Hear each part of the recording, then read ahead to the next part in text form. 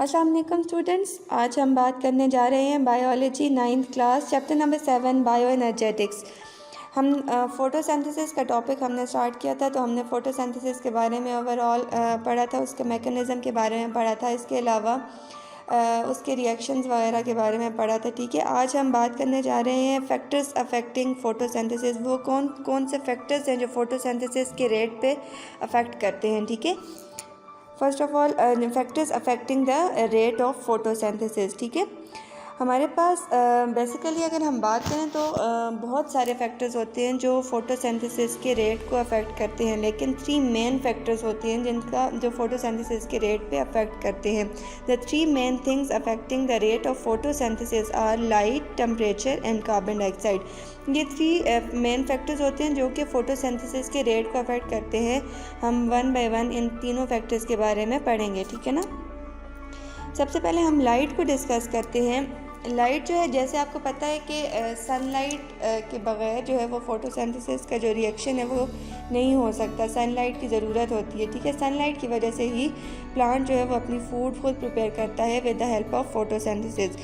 अब लाइट की अगर हम बात करें, the rate of photosynthesis increases when light gets brighter.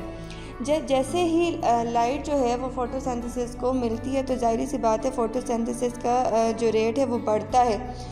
लेकिन लाइट की भी एक स्पेसिफिक इंटेंसिटी होती है। जब बहुत ज़्यादा लाइट जो है वो क्लोरोफिल एब्जॉर्ब करना शुरू कर दे या क्लोरोफिल फेस करना शुरू कर दे तो वो डैमेज हो जाता है, जिसके रिज़ल्ट में इनडायरेक्ट रिलेशनशिप हो जाता है प्लांट और लाइट का। ठीक है, उसके रिज़ल्ट में भी फ़ोटोसिंथेसिस का रेट स्लो होता है। ठीक है, इसी तरह से अगर लाइट जो है वो कम है और क्लोरोफिल ठीक तरीके से लाइट एब्जॉर्ब नहीं कर रहा या कोई वैसे लाइट का इशू है तो उसके रिज़ल्ट में भी क्या होता है, सनलाइट अगर प्लांट को ठीक तरीके से नहीं मिल रही तो फ़ोटोसिंथेसिस जो है वो लो होती है। फ़ोटोसिंथेसिस का जो रेट है वो ठीक तरीके से नहीं हो रहा होता और प्लांट जो है वो जो है उसकी फ़ोटोसिंथेसिस का जो प्रोसेस है वो स्लो होता है। ठीक है ना, अब ये देख सकते हैं, ये आप ग्राफ है, यहाँ पे ये बताया गया है कि रेट ऑफ फोटोसिंथेसिस जो है वो बढ़ रही है जैसे जैसे लाइट इंटेंसिटी बढ़ रही है, लेकिन एक स्पेसिफिक अमाउंट तक। ठीक है, उसके बाद क्या होता है, जब लाइट बहुत ज़्यादा तेज़ होती है, क्लोरोफिल उसे फेस कर होता है बहुत ज़्यादा तेज़ लाइट को, तो उसके रिज़ल्ट में क्या होता है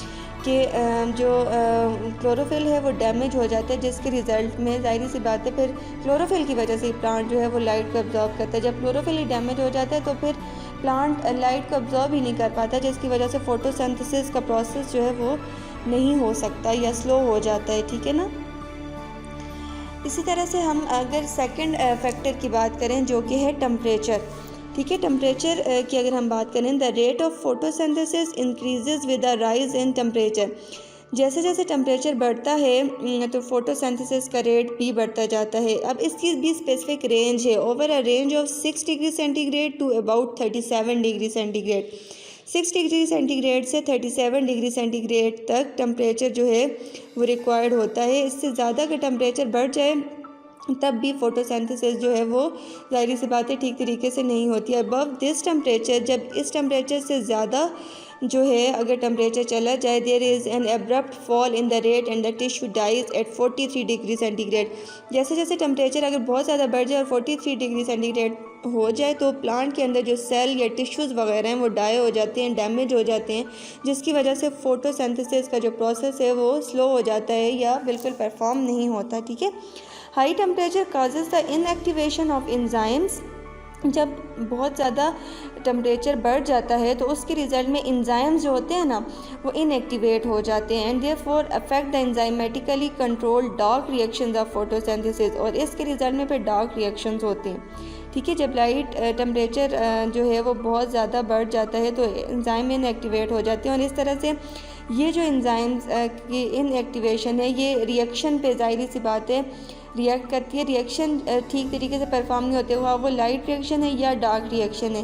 ज़ाहिर सी बात है एंजाइम्स बहुत ज़्यादा मैटर करते हैं आप रिएक्शन को स्पीड अप करने में, तो फोटोसिंथेसिस का जो रेट है वो भी स्लो हो जाता है जब जो है एंजाइम इनएक्टिवेट हो जाते हैं। The optimum temperature for the maximum fall between 20 to 30 degree centigrade, और मोस्टली जो ऑप्टिमम टेम्परेचर होता है वो 20 से, ऑप्टिमम मींस आइडियल टेम्परेचर। ठीक है, ऑप्टिमम टेम्परेचर जो है वो 20 से 30 डिग्री सेंटीग्रेड होता है। above 25 to 30 degree centigrade, the maximum rate is not maintained at a time factor begins to operate and optimum temperature is reduced from 37 degree centigrade to 30 degree centigrade.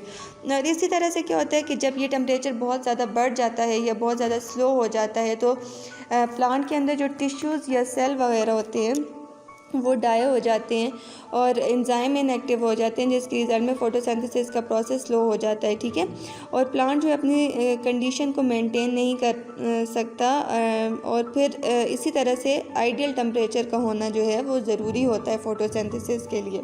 ठीक है ना। और हमारा जो थर्ड फैक्टर है वो है कार्बन डाइऑक्साइड। आपको जैसे कि आप लोगों को पता है कि फोटोसिंथेसिस के लिए हमारे पास वाटर, कार्बन डाइऑक्साइड और सनलाइट का होना ज़रूरी है। तो कार्बन डाइऑक्साइड के बगैर जो है वो फोटोसिंथेसिस का प्रोसेस नहीं हो सकता। और तो फिर डार्क रिएक्शन कार्बन डाइऑक्साइड के बगैर बिल्कुल भी नहीं हो सकता। ठीक है ना। The concentration of carbon dioxide in atmosphere varies between 0.03% and 0.04%। Atmosphere में कार्बन डाइऑक्साइड की जो कंसनट्रेशन होती है वो वेरी करती है 0.03% से 0.04% तक। ठीक है। Increases in the concentration of carbon dioxide up to 0.05% increases carbon dioxide fixation. जब ये कंसनट्रेशन 0.05% तक पहुंच जाती है तो उसके रिजल्ट में इंक्रीज़ हो जाती है कार्बन डाइऑक्साइड की कंसनट्रेशन एटमॉस्फेयर में। The increase in the amount of carbon dioxide increase in the photosynthesis. और जैसे ही कार्बन डाइऑक्साइड की कंसनट्रेशन इंक्रीज़ होती है तो फोटोसिंथेसिस का जो रिएक्शन है वो इंक्रीज़ हो जाता है, वो बहुत ज़्यादा फास्ट हो जाता है। द हायर कंसनट्रेशन है when inhibitory effect on the photosynthesis. और इसी तरह से कार्बन डाइऑक्साइड की कंसनट्रेशन जैसे ही ज़्यादा होती है तो फोटोसिंथेसिस भी ज़्यादा होती है। ठीक है, क्योंकि कार्बन डाइऑक्साइड जो है वो प्लांट को ज़रूरत होती है फोटोसिंथेसिस के प्रोसेस के लिए या अपने फूड खुद प्रिपेयर करने के लिए कार्बन डाइऑक्साइड की ज़रूरत होती है। और उसके रिज़ल्ट में ज़ाहिर सी बात है कार्बन डाइऑक्साइड को वो एटमॉस्फेयर से रिसीव करते हैं, अपना फूड बनाते हैं और फिर ऑक्सीजन जो है वो रिलीज़ करते हैं। तो जैसे जैसे कार्बन डाइऑक्साइड की कंसनट्रेशन बढ़ती जाती है उसी तरह से क्या होता है कि जो फोटोसिंथेसिस का रेट है वो भी बढ़ता जाता है। ठीक है ना। तो आज हमने factors affecting the rate of photosynthesis की बात की, जिसमें हमने 3 फैक्टर्स के बारे में डिस्कस किया, carbon dioxide, light and temperature के बारे में। अपने नेक्स्ट लेक्चर में इंशाल्लाह हम रिस्पायरेशन के बारे में डिस्कस करेंगे। ठीक है ना।